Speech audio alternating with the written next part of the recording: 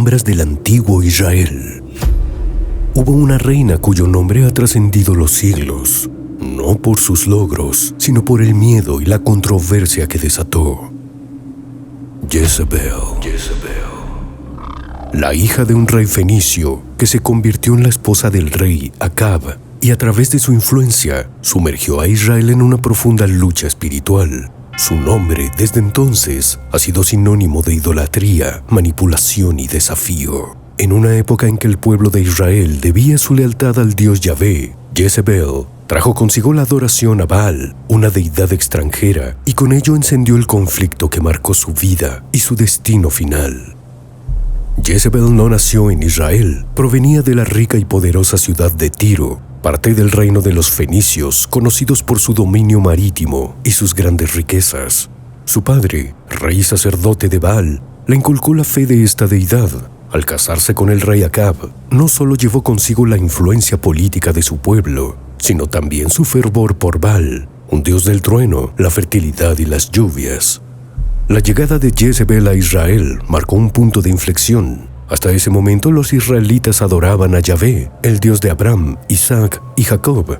Sin embargo, Jezebel, en su papel como reina, no solo mantuvo su fe personal, sino que impuso el culto a Baal en el corazón del reino. Bajo su mandato se construyeron templos y altares en Samaria, la capital de Israel, un gesto que enfureció a los profetas de Yahvé, guardianes de la tradición monoteísta del pueblo israelí. Jezebel, decidida y temeraria, no veía límites en su poder. Desde su posición privilegiada no solo promovió a Baal, sino que también trató de erradicar a los profetas de Yahvé. Mandó a ejecutar a muchos de ellos, consolidando su dominio y silenciando las voces que se oponían a su influencia. Este acto, cargado de un simbolismo aterrador, representaba mucho más que una simple represión política. Era una declaración de guerra espiritual. En medio de este conflicto emergió uno de los más grandes y poderosos profetas de la historia de Israel, Elías. Elías fue testigo de la corrupción que Jezebel había traído al reino y con una convicción inquebrantable se enfrentó al poder de la reina y a su Dios. Lo que comenzó como una disputa entre creencias pronto se transformó en un enfrentamiento épico entre el poder del cielo y las ambiciones terrenales.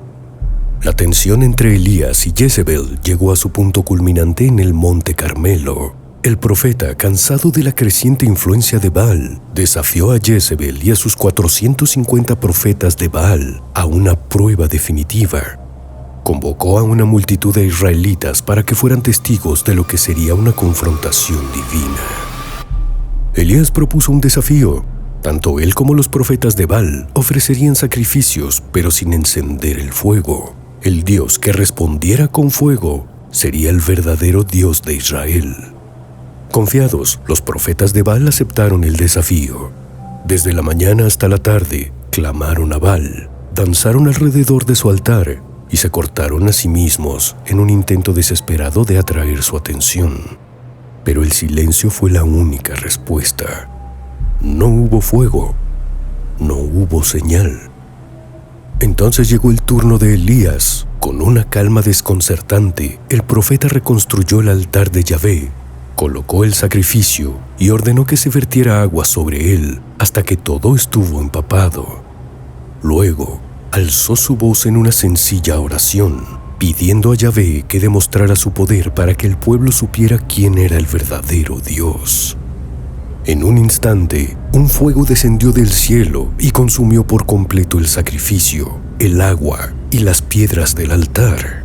El pueblo, testigo de este prodigio, cayó de rodillas y proclamó: Yahvé es Dios.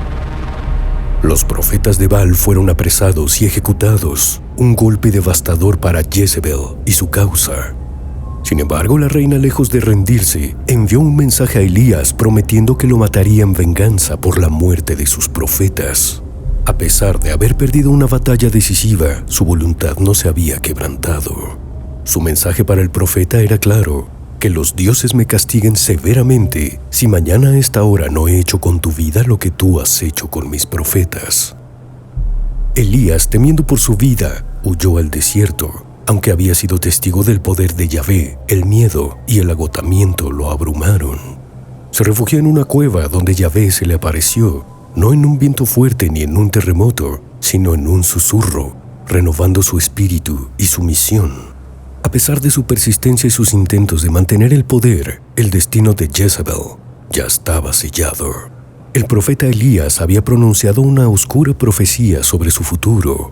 Moriría de manera brutal y deshonrosa, y los perros devorarían su carne en el mismo lugar donde había cometido sus crímenes. Años después, tras la muerte de Acab y con su hijo Joram en el trono, un nuevo rey, Jehú, fue ungido para destruir la dinastía de Acab. Cuando Jehú llegó a Jezreel, donde Jezabel residía, ella lo enfrentó desde una ventana, intentando seducirlo o intimidarlo. Sin embargo, Jehú no mostró piedad. Ordenó a sus sirvientes que la arrojaran desde la ventana y su cuerpo fue destrozado al caer. Tal como lo había predicho Elías, los perros devoraron sus restos. Jezebel es recordada como una de las figuras más siniestras de la historia bíblica, no solo por su introducción del culto a Baal, sino por su despiadada persecución de los profetas de Yahvé. Su muerte no fue un final físico, sino un símbolo de la derrota de los que se oponen a lo divino. Su historia envuelta en un manto de poder, venganza y destrucción continúa resonando como un recordatorio del conflicto eterno entre el bien y el mal, entre la luz y la oscuridad.